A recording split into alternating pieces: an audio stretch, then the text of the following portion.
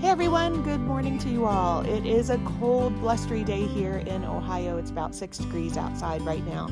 And I'm out here by my outbuilding, my kiln shed, because today I wanted to show you a little bit about the bracket that I installed to hold my Vent-A-Kiln kiln vent. Now, when I had my kiln in my basement, I had the overhead vent, and there is a video on how I installed that. It was fantastic for removing the fumes and the heat.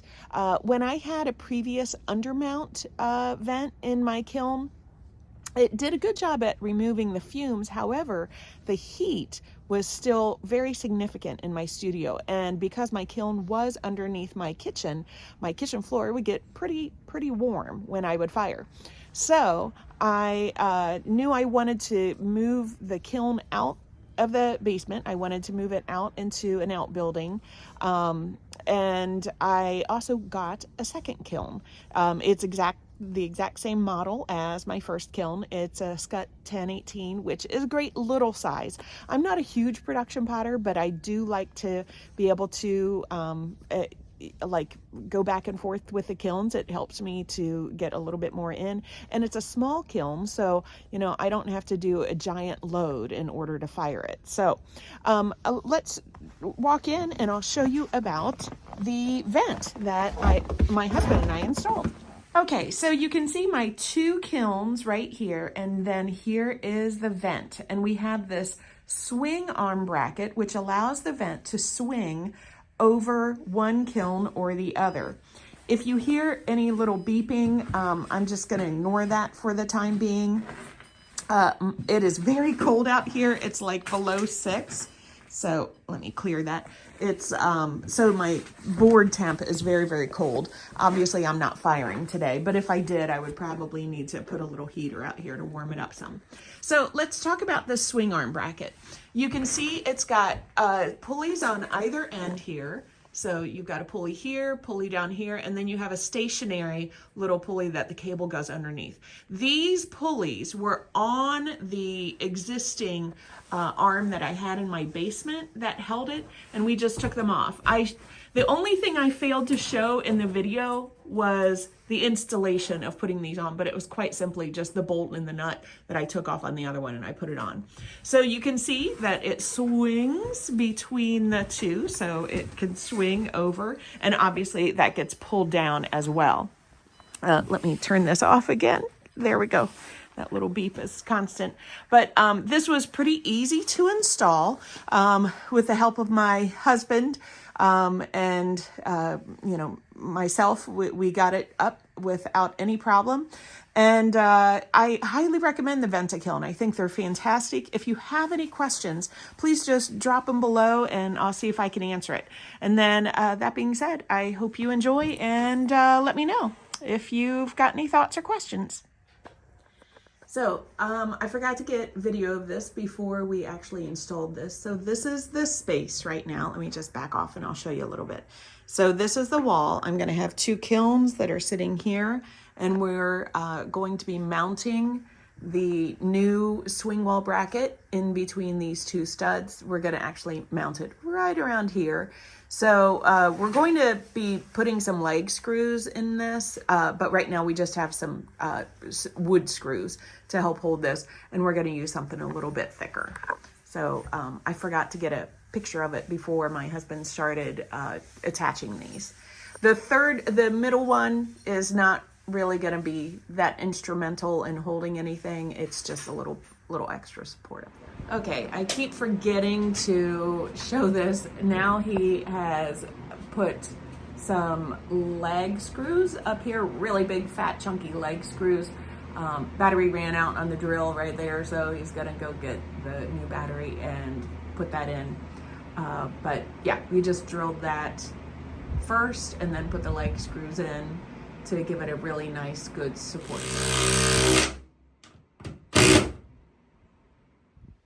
And here we are just figuring out the exact placement of where we want it to be. Notice that it's going to be in the top and the bottom board, not in the middle. That's why we put the leg screws on the top and the bottom. Once we've figured out the placement, then we're going to put in one of the leg screws to just hold it, and that will be done with our impact driver right there.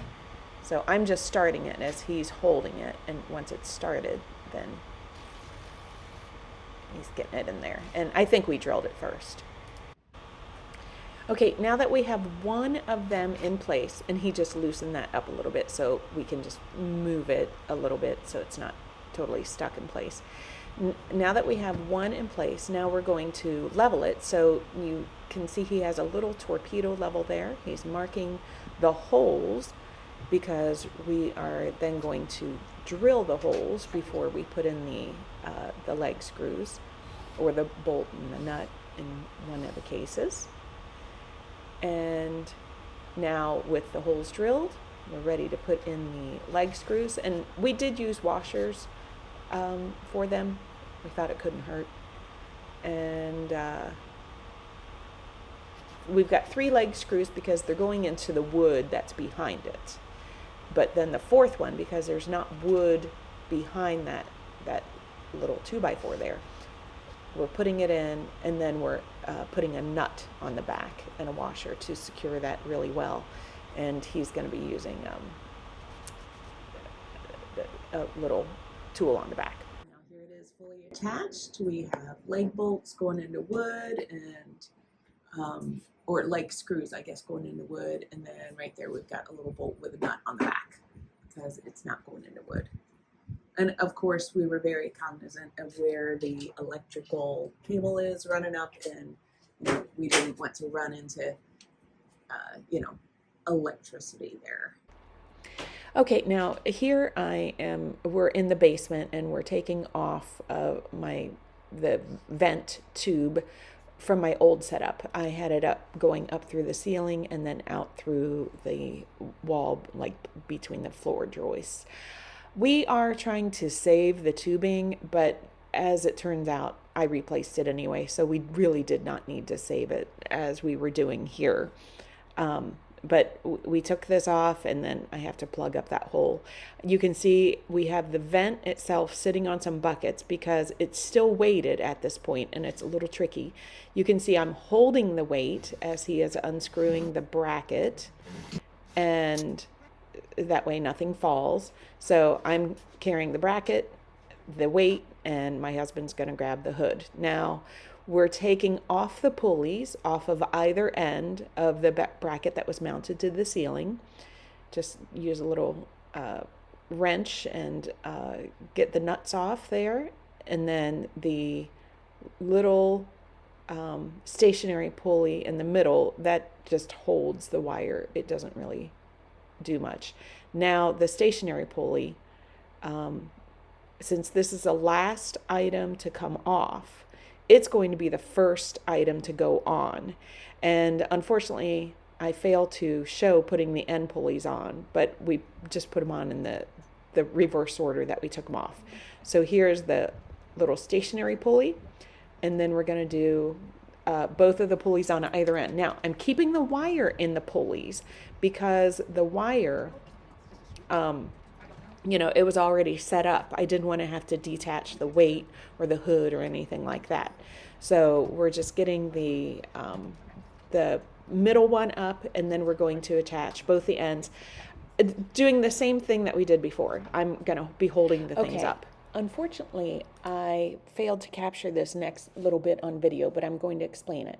You can see the 2 arrows at either end of the bar. Those are the pulleys that we kept intact when we took it off the bar that was in my studio. And so the pulley and the wires, we just anchored right onto that lower bar.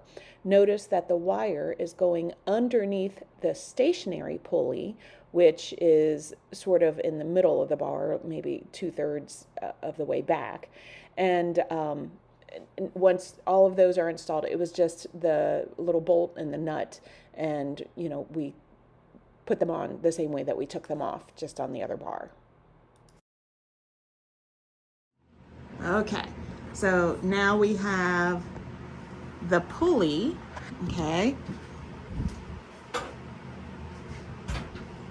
The pulley is attached. We have the weight down here, okay, the counterweight, and this is just temporarily wrapped around until we exhaust it outside.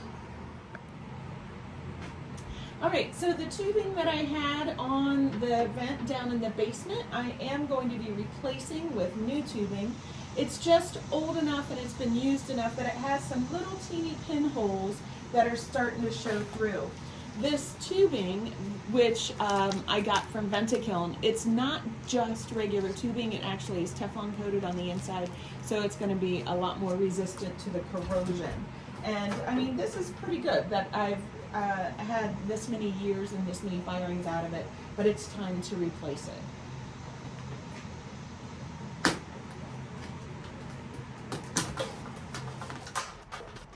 Okay, so I'm removing the zip tie. I think I already removed the tape, and I'm attaching the new one. So I'm just sliding that right on. I'm going to zip tie it back on with a new zip tie.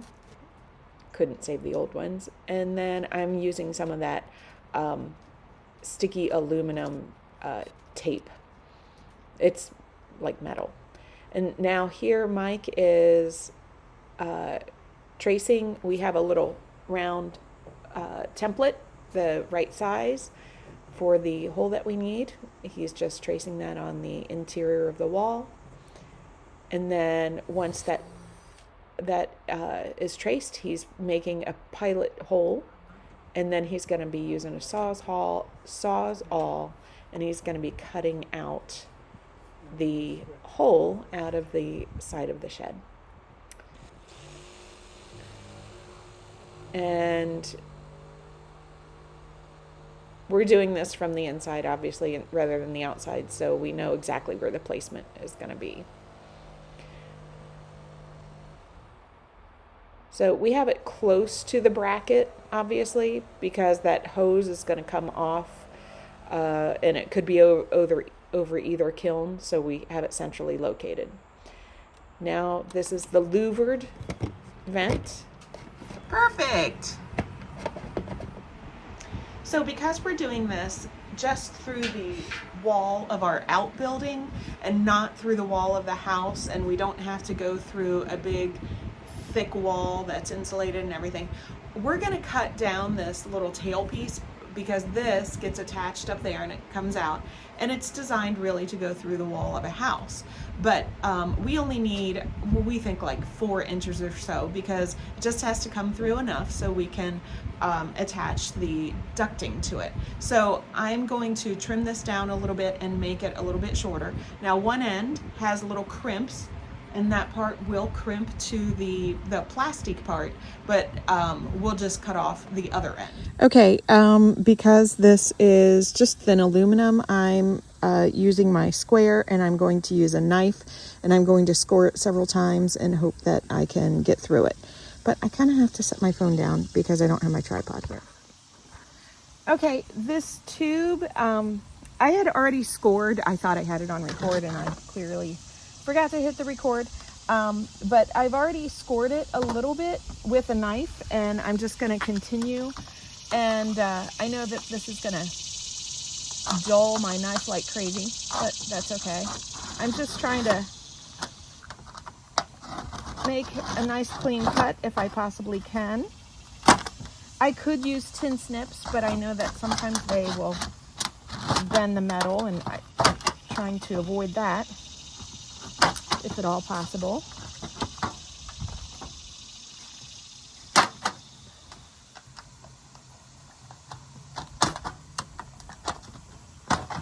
Okay, so I have most of it cut through now, but these ends down here, I knew that I would have difficulty with the knife. So for these, I am going to use my tin snips.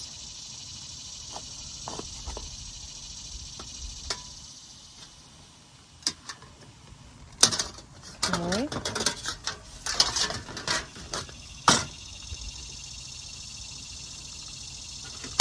There we go. Okay. Now you can see the way that this comes around. This crimps onto there. So I want to still make sure that I haven't messed up that crimp at all.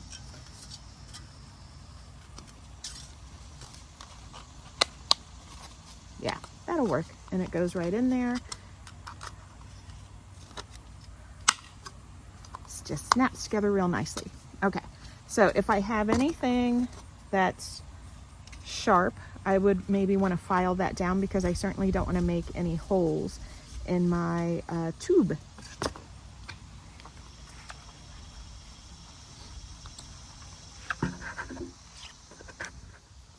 Okay, so I just grabbed a little file. And I mean, if you don't have a metal file like this, if you are a potter, you probably have something that's like an abrasive stone or something that you could use.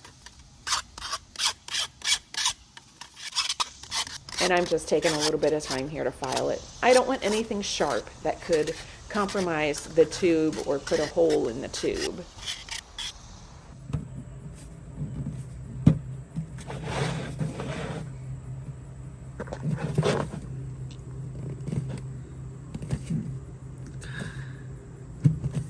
Getting it. There we go. All right. Now we'll put that back through the hole. Okay, so now that we're fitting it through the hole here, we have found that the thickness of the metal surrounding the flange of the plastic, it's just a little too thick, and it's not sliding on all the way on the exterior. So we're going to pop that back out, and I'm going to be taking a rasp to the hole to just enlarge it where it's rubbing a little bit in a few areas, so we can kind of see. And it's just a rasp is more designed for wood than like the metal file. It's heavier, like a shredder or a Sureform.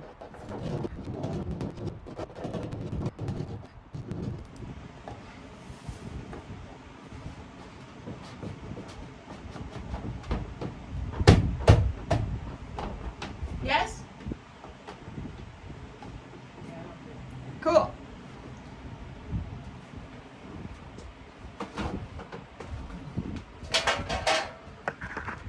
Okay, so here Mike is just screwing on the louvered vent to the outside to secure it. Okay. And then once he screws it, he's going to use some caulk, and we're going to caulk around the edges just to keep out rain. We don't want to have any wood rot or anything there. So, and there it is, fully installed on the exterior. Okay, so I have a 10-foot section of the vent tube, but I don't need all 10 feet. So I have really stretched this as far as I could possibly need it to go. And now I'm just going to go ahead and cut off. I'm going to cut one of the wires if I can. These are really firm wires.